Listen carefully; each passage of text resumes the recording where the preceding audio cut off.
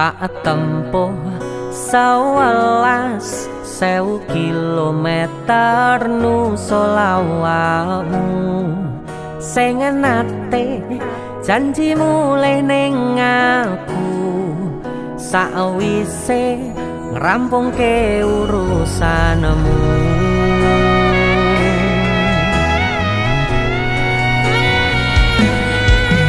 Tak tekadke